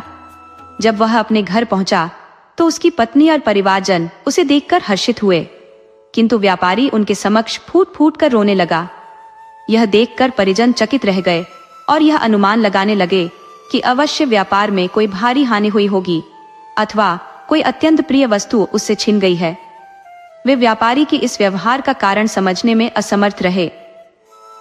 थोड़ी देर में जब व्यापारी का मन कुछ स्थिर हुआ और उसने अपने अश्रु थामे, तो उसकी पत्नी ने स्नेहपूर्वक पूछा, हम तो तुम्हें देखकर आनंदित हुए, परंतु तुम इस प्रकार अशांत क्यों हो? व्यापारी ने उत्तर दिया, हे प्रिय, मैं रो नहीं तो और क्या करूं? मेरे जीवन का शेष समय मात्र 1 वर्ष है। इसके पश्चात उसने संपूर्ण घटना और दैत्य के समक्ष की गई अपनी प्रतिज्ञा का विस्तृत वर्णन किया। सारी बात सुनकर उसके परिवारजन शोकाकुल हो उठे। उसकी पत्नी विलाप करते हुए अपने केश नोचने लगी और उसके छोटे छोटे बच्चे करुण स्वर में रोने लगे। वह दिन शोक और विलाप में ही बीत गया। अगले दिन से व्यापारी ने अपने सांसारिक कार्यों को व्यवस्थित करना आरंभ किया। उसने अपने समस्त ऋणदाताओं को उनका धन लौटाया, अपने मित्रों को बहुमूल्य उपहार भेंट किए, संतों और फकीरों को यथाशक्ति दान प्रदान किया। उसने अनेक दास दासियों को स्वतंत्र कर दिया। अपनी पत्नी को भी उसने आवश्यकतानुसार धन प्रदान किया, क्योंकि अब भी उसके बच्चों को एक अभिभावक की आवश्यकता थी। अपनी संतान के मध्य उसने अपनी संपत्ति का न्यायोचित विभाजन कर दिया। इन सभी व्यवस्थाओं में 1 वर्ष व्यतीत हो गया। फिर अपनी प्रतिज्ञा का पालन करने हेतु वह भारी मन से यात्रा पर निकल पड़ा। उसने अपने कफन दफन के खर्च के लिए कुछ धन अपने पास रख लिया और नियति को समर्पित होकर आगे बढ़ गया। जब व्यापारी प्रस्थान करने लगा तो समस्त घर वाले उससे लिपट कर रोने लगे और आग्रह करने लगे, हमें भी अपने साथ ले चलिए ताकि हम भी आपके संग अपने प्राण त्याग दें। व्यापारी ने स्वयं को संभाला और सबको धैर्य बंधाते हुए कहा, यह सब भगवान की इच्छा है और मैं उसे स्वीकार कर रहा हूँ। तुम लोग भी धैर्य रखो और यह समझ लो कि एक दिन मृत्यु सबको आनी है, इससे कोई नहीं बच सकता। इसलिए शांति से अपने कार्यों में लगे रहो। अपने परिजनों से विदा लेकर व्यापारी आगे बढ़ा और कुछ समय बाद उस स्थान पर पहुंचा जहां उसे अपने वचन के अनुसार दैत्य से मिलना था। वह अपने घोड़े से उतरा और तालाब के किनारे बैठकर भारी हृदय से दैत्य की प्रतीक्षा करने लगा। इतने में ही एक वृद्ध व्यक्ति जो एक हिरणी को अपने संग लाया था वहां आया और व्यापारी से पूछने लगा, भाई, तुम इस निर्जन स्थान पर कैसे आ गए? क्या तुम्हें यह ज्ञात नहीं कि यहाँ अनेक लोग धोखे से आ जाते हैं और अनहोनी के शिकार हो जाते हैं? इस जगह पर आने वाले कई व्यक्ति दैत्यों के हाथों कष्ट उठाते हैं। व्यापारी ने उत्तर दिया, भैया, आप सत्य कह रहे हैं। मैं भी इस धोखे का शिकार होकर एक दैत्य के क्रोध का भागी बनने जा रहा हूँ। ये कहकर उसने बूढ़े को अपने जीवन की संपूर्ण कथा सुना दी। बूढ़ा सुनकर विस्मित हो गया और बोला, तुमने जो बात कही वह अब तक संसार में सुनी नहीं गई होगी। तुमने अपनी ईश्वर साक्षी प्रतिज्ञा को निभाने के लिए अपने प्राणों की भी परवाह नहीं की। तुम्हारा यह सत्यनिष्ठ स्वभाव अत्यंत सराहनीय है। मैं यहाँ रुककर देखना चाहता हूँ कि वह दैत्य तुम्हारे साथ क्या करता है। उन दोनों के मध्य वार्ता चल ही रही थी कि तभी एक और वृद्ध व्यक्ति वहां आ पहुंचा। उसके हाथ में एक रस्सी थी जिससे उसने 2 काले कुत्तों को बांध रखा था। वह व्यापारी और पहले वृद्ध से उनका हालचाल पूछने लगा। पहले वृद्ध ने व्यापारी की समस्त कथा दूसरे वृद्ध को सुनाई और कहा, मैं भी यहाँ इस घटना के परिणाम को देखने के लिए ठहरा हूँ। ये सुनकर दूसरा वृद्ध भी अत्यंत चकित हुआ और वहीं बैठकर उनसे बातें करने लगा। थोड़ी देर पश्चात एक तीसरा वृद्ध वहां आया जिसके साथ एक खच्चर था। वह भी वहां रुककर दोनों वृद्धों से पूछने लगा, ये व्यापारी यहाँ इतना व्यथित होकर क्यों बैठा है भाई? पहले 2 वृद्धों ने उसे व्यापारी की पूरी कहानी सुनाई। यह सुनने के बाद तीसरे वृद्ध ने भी वहां ठहरकर इस अद्भुत घटना का अंत देखने की इच्छा जताई। इस प्रकार तीनों वृद्ध और व्यापारी वहां एकत्र होकर दैत्य की प्रतीक्षा करने लगे। अभी तीसरा वृद्ध गहरी सांसें लेकर सहज भी नहीं हुआ था कि उन चारों ने जंगल की दिशा में एक विशाल धुएं का गुब्बार उठते देखा। वह धुएं का बादल उनकी ओर बढ़ते हुए अचानक विलीन हो गया। इस अप्रत्याशित दृश्य से वे सभी चकित हो गए और अपनी आंखें मलने लगे। तभी एक भयावह दैत्य तलवार हाथ में लिए उनके समक्ष प्रकट हो गया। दैत्य ने गरजते हुए व्यापारी से कहा, उठ और मेरे पास आ, आज मैं तुझे मार डालूंगा क्योंकि तूने मेरे पुत्र की हत्या की है। ये सुनते ही व्यापारी और तीनों वृद्ध भयभीत होकर कांपने लगे और ऊंचे स्वर में विलाप करने लगे। उनके रोने और चीखने की आवाजें पूरे जंगल में गूंजने लगी। दैत्य ने व्यापारी को पकड़कर घसीटने की तैयारी की ही थी कि पहला वृद्ध जो हिरणी को साथ लाया था तुरंत आगे बढ़ा और दैत्य से कहा, हे महाराज, कृपया क्षमा करें, मैं आपसे कुछ प्रार्थना करना चाहता हूँ। अपने क्रोध को थोड़ी देर के लिए संयमित कीजिए। मेरी इच्छा है कि मैं आपको अपनी और इस हिरणी की कथा सुनाऊं, किंतु मेरी एक शर्त है। यदि आपको मेरी कहानी विचित्र और रुचिकर लगे तो आप इस व्यापारी के अपराध का 1/3 भाग क्षमा करेंगे। दैत्य कुछ क्षण सोचने के बाद बोला, ठीक है, तुम्हारी शर्त मुझे स्वीकार है, अपनी कहानी कहो। वृद्ध जो पहले हिरनी लेकर आया था धीरे से बोला, हे दैत्यराज, अब मेरी कथा सुनिए। ये हिरनी वास्तव में मेरी चाचा की बेटी और मेरी धर्मपत्नी है। जब यह 12 वर्ष की थी तब हमारा विवाह हुआ। यह अत्यंत पतिव्रता थी और मेरे हर आदेश का पालन करती थी। किंतु जब हमारे विवाह को 30 वर्ष बीत गए और इससे कोई संतान नहीं हुई तो मैंने एक दासी को अपने घर में स्थान दिया क्योंकि मुझे संतान की तीव्र इच्छा थी। कुछ समय बाद दासी ने एक पुत्र को जन्म दिया, परंतु मेरी पत्नी उस बच्चे और उसकी माता से अत्यधिक ईर्ष्या करने लगी। वह उन्हें सताने के उपाय खोजने लगी। मुझे इसका पता बहुत देर से चला और यह जानकर मुझे गहन दुख हुआ। एक दिन मुझे किसी अन्य देश की यात्रा पर जाना पड़ा। मैंने अपनी पत्नी को यह सख्त आदेश दिया कि वह मेरी अनुपस्थिति में बच्चे और उसकी मां का ध्यान रखे। भगवान की कृपा से मुझे 1 वर्ष में लौटने की आशा थी, लेकिन मेरे जाते ही इस दुष्टा ने अपने भीतर की ईर्ष्या को प्रबल किया। वह जादू टोना सीखने लगी। उसने अपने काले जादू के बल पर मेरे पुत्र को एक बछड़े में परिवर्तित कर दिया और उसे हमारे ग्वाले को सौंप दिया। उसने ग्वाले से कहा कि इस बछड़े को अपने घर ले जाकर पाल पोस कर तंदुरुस्त बनाए। यही नहीं, उसने अपनी काली विद्या से स्वयं को, जो मेरी पत्नी थी, गाय में बदल दिया और उसे भी ग्वाले के घर भेज दिया। जब मैं व्यापार के कार्य से वापस लौटा और अपनी पत्नी से अपने पुत्र और उसकी माता के बारे में पूछा तो उसने ठंडे स्वर में कहा, तुम्हारी दासी तो कब की मर चुकी है और तुम्हारे पुत्र का मैंने 2 महीनों से कोई अता पता नहीं देखा। शायद वह कहीं चला गया। यह सुनकर मेरे हृदय पर गहरा आघात हुआ। मुझे अपनी दासी की मृत्यु का गहन शोक हुआ, लेकिन मैं विवश होकर शांत हो गया। मुझे मन में यह विश्वास था कि किसी दिन मेरे पुत्र से अवश्य भेंट होगी। 8 माह पश्चात हमारे उत्सव का समय आया।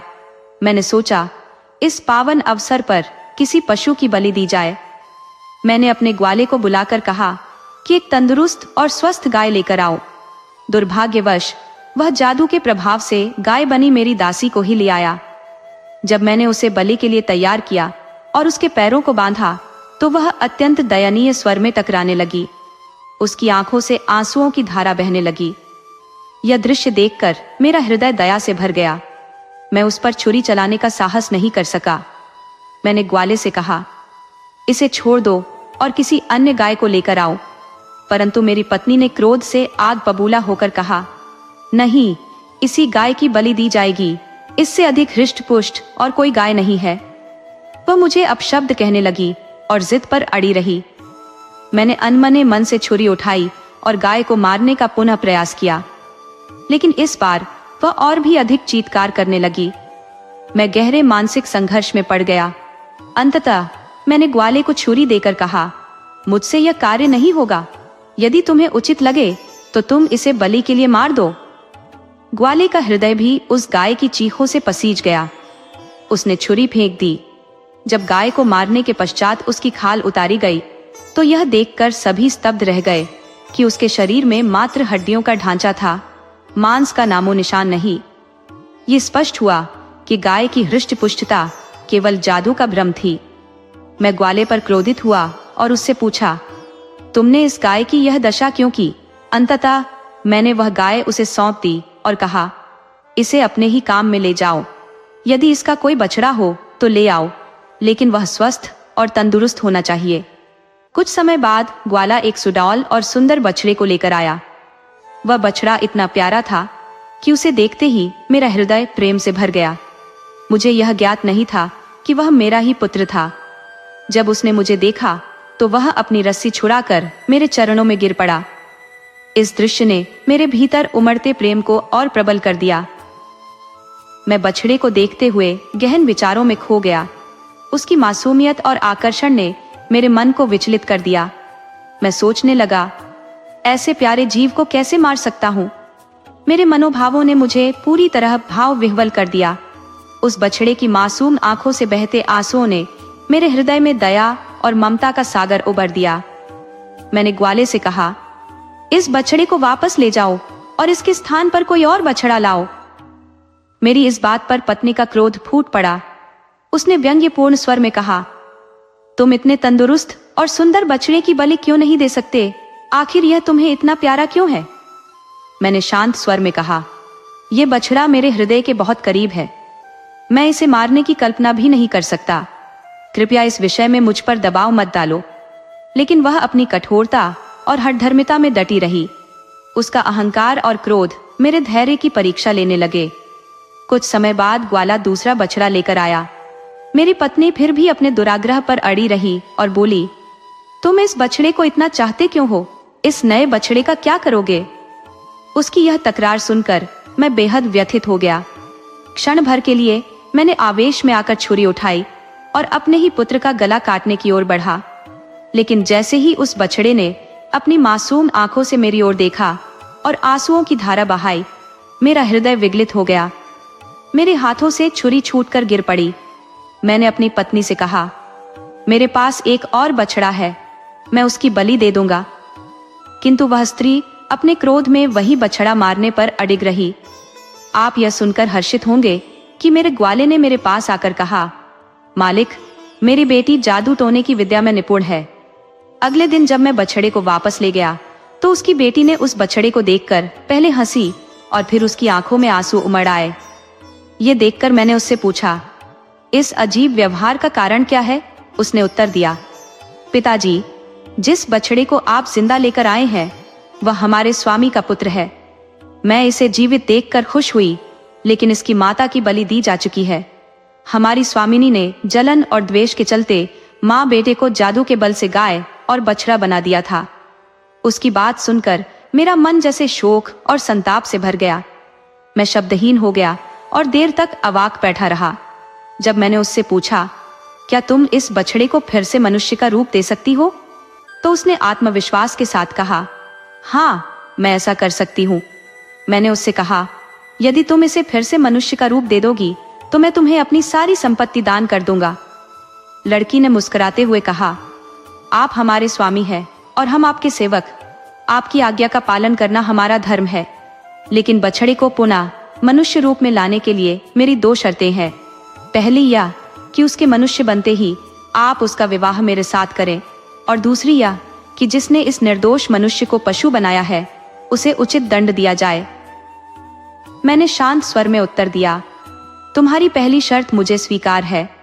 मैं तुम्हारा विवाह उससे अवश्य कराऊंगा और तुम दोनों को इतना संपन्न बनाऊंगा कि जीवन में कभी किसी कमी का अनुभव ना हो। रही दूसरी शर्त, तो मैं इसका निर्णय तुम्हारे ही विवेक पर छोड़ता हूं। तुम जो दंड उचित समझो वही दिया जाएगा, लेकिन ध्यान रखना उसे प्राण दंड मत देना।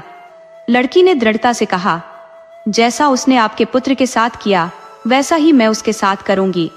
यह कहकर उसने एक पात्र में जल लिया, उस पर मंत्रोच्चार किया और कचरे को सामने रखकर कहा, हे प्रभु, यदि यह मनुष्य था और केवल जादू के प्रभाव से पशु बना था तो कृपया अपनी कृपा से इसे इसके पूर्व रूप में लौटा दो।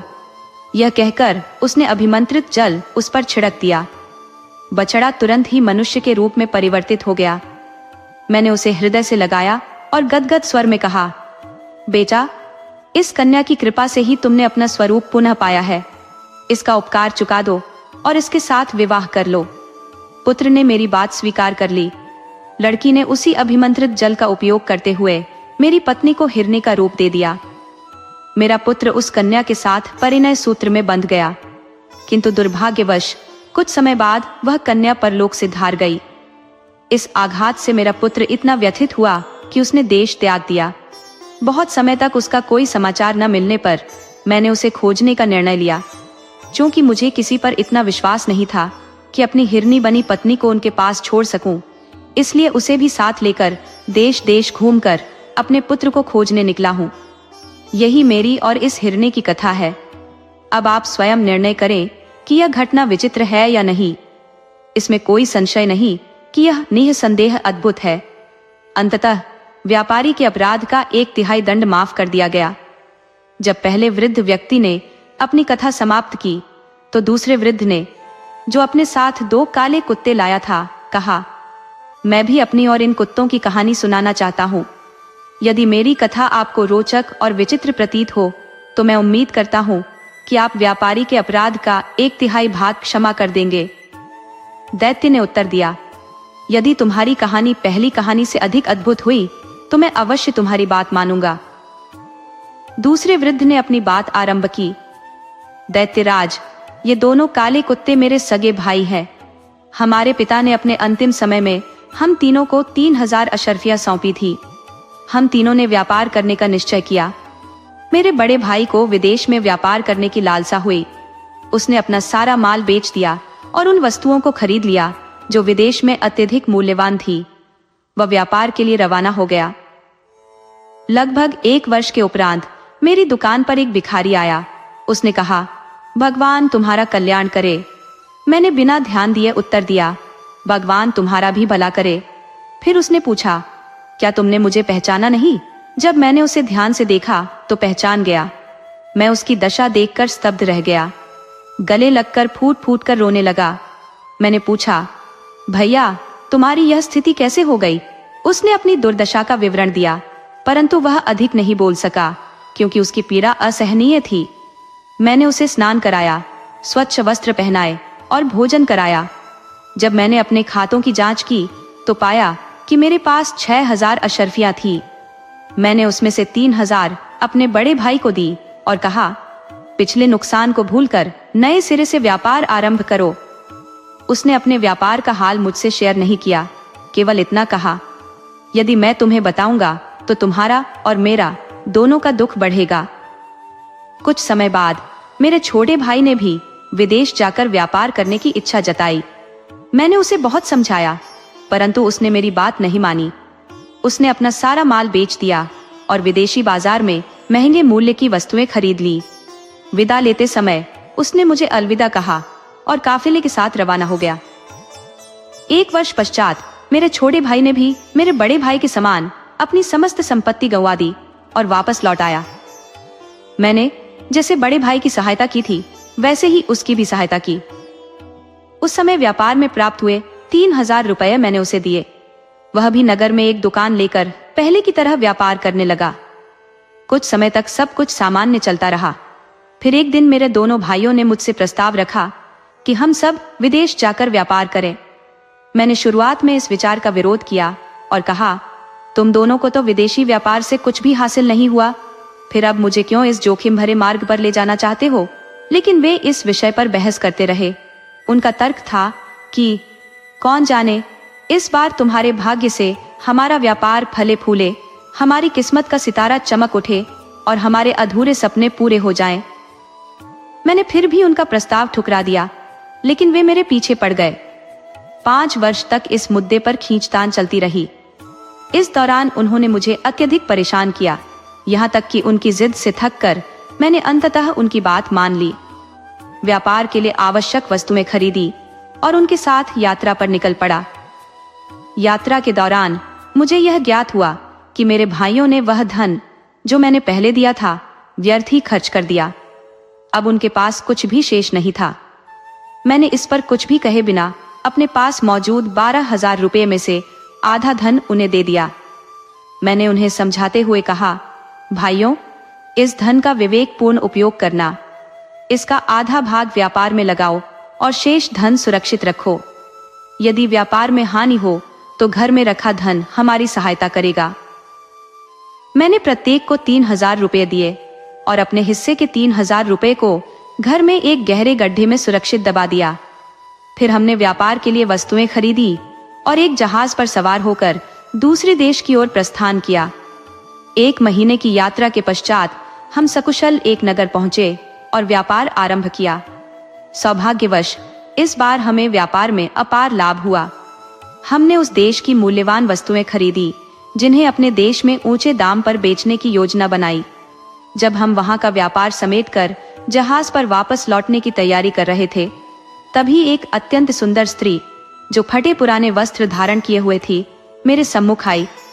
वह भूमि पर गिरकर हाथ जोड़ने लगी, मेरे हाथों को चूमकर गिड़गिड़ाते हुए निवेदन करने लगी।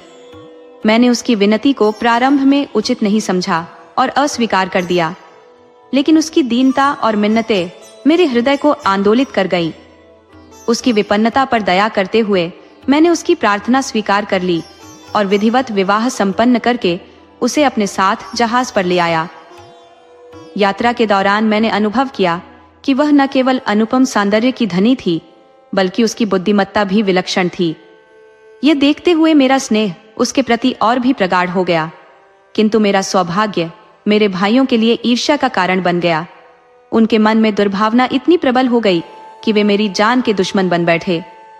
घटना की पराकाष्ठा तब हुई जब एक रात्रि, जबकि हम दोनों गहरी नींद में थे, उन्होंने हमें समुद्र में फेंक दिया। परंतु मेरी पत्नी, जिसमें किसी अलौकिक शक्ति का निवास था, तुरंत सतर्क हो गई। मुझे अब विश्वास हो गया कि उसमें कुछ विशेष शक्तियां थीं। जैसे ही हम समुद्र में गिरे, उसने मुझे सुरक्षित एक द्वीप पर पहुंचा दिया। प्रभात की पहली किरण के साथ उसने मुझे सत्य से अवगत कराया। उसने कहा, तुम्हारी जान मेरी वजह से बची है। मैं वास्तव में एक परी हूँ। जब तुम जहाज पर सवार होने वाले थे, तब तुम्हारी सुंदरता और युवावस्था ने मुझे प्रभावित किया था। मैं तुम्हारे साथ विवाह करना चाहती थी और तुम्हारी सरलता की परीक्षा लेना चाहती थी। इसी कारण मैंने भिखारिन के वेश में तुम्हारे सामने आकर सहायता मांगी। तुमने मेरी इच्छा पूरी की और मुझ पर उपकार किया। उसने आगे कहा, अब मैं तुम्हारे भाइयों के इस कृत्य पर अत्यंत क्रोधित हूँ। उन्होंने तुम्हें मारने की चेष्टा की और मैं उन्हें जीवित नहीं छोड़ूंगी। उसकी बातों ने मुझे चकित कर दिया। मैंने अत्यंत विनम्रता से कहा, वे चाहे जैसे भी हों, लेकिन मेरे भाई हैं। मैं नहीं चाहता कि उन्हें मृत्यु दंड मिले। जितना अधिक मैं अपने भाइयों के लिए क्षमा याचना करता, उतना ही उसका क्रोध भड़कता जाता। उसने दृढ़ता से कहा, मैं उन्हें और उनके जहाज को सागर में डुबो दूंगी। मैंने उसे शांत करने का प्रयास किया और भगवान का नाम लेकर उससे प्रार्थना की कि वह इस क्रोध को त्याग दे।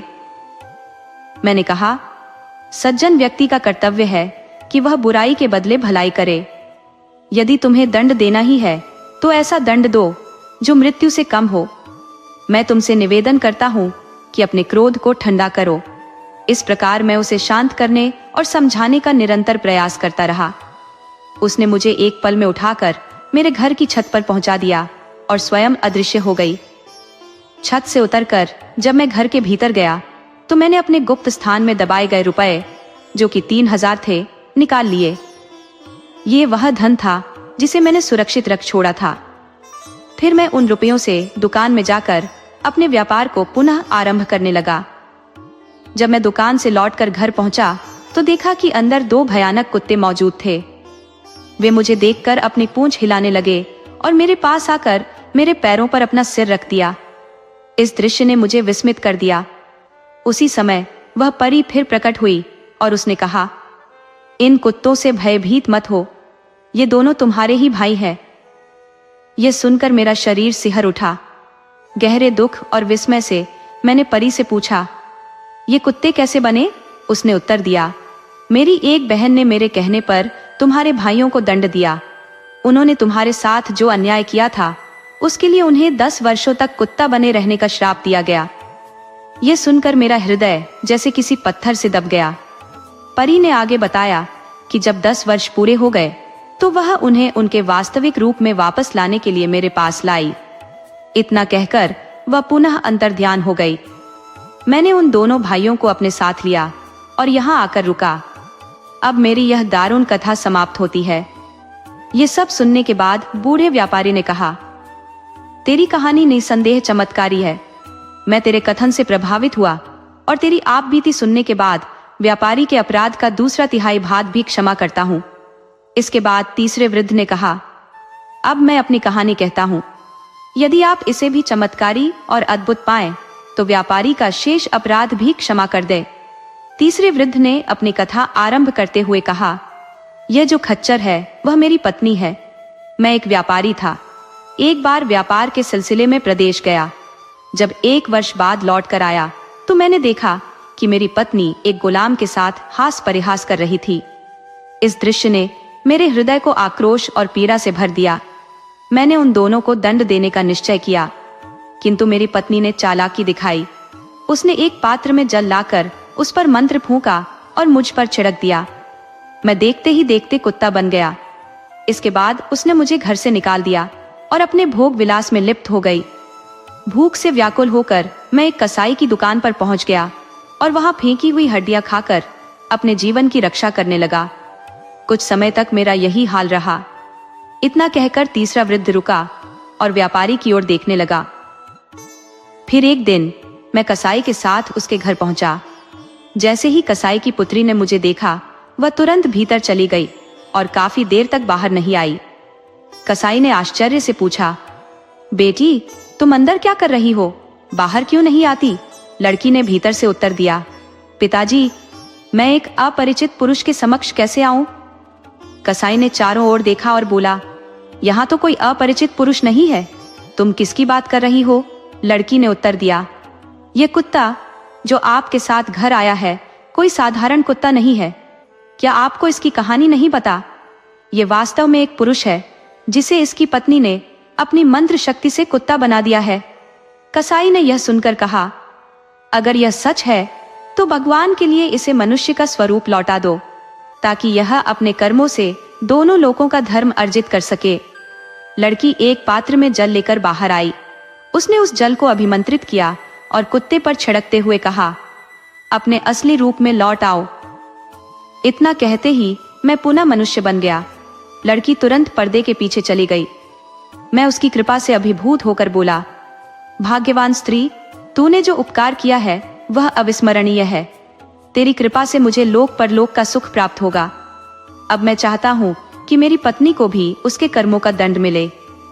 लड़की ने अपने पिता को भीतर बुलाकर थोड़े से अभिमंत्रित जल का पात्र उन्हें दिया और कहा, इस जल को अपनी पत्नी पर छिड़क देना और फिर जो स्वरूप उसे देना चाहो वह पशु का नाम लेकर कह देना। वह उस पशु का रूप धारण कर लेगी। मैं वह जल लेकर अपने घर आया। उस समय मेरी पत्नी गहरी नींद में थी। मुझे उचित अवसर मिल गया। मैंने जल के छींटे उस पर मारे और कहा, तू स्त्री का शरीर त्याग कर खच्चर बन जा। तब से वह खच्चर के रूप में मेरे साथ है। जब तीसरे वृद्ध ने अपनी कहानी समाप्त की तो सबने खच्चर की ओर देखा। उससे पूछा गया, क्या यह सत्य है? खच्चर ने सिर हिलाकर स्वीकृति दी। इसके बाद व्यापारी का शेष अपराध भी क्षमा कर दिया गया और उसे बंधन मुक्त किया गया। उसने कहा, आज तुम्हारी जान इन्हीं वृद्धों के कारण बची है। यदि ये लोग तुम्हारी सहायता न करते तो तुम्हारा अंत निश्चित था। अब तुम इनका आभार मानो। ये कहते ही देवता अंतर्ध्यान हो गए। व्यापारी उन वृद्धों के चरणों में गिर पड़ा। वे उसे आशीर्वाद देकर अपनी राह चले गए। व्यापारी अपने घर लौटा और अपने परिवार से मिलकर प्रसन्नता पूर्वक जीवन व्यतीत करने लगा।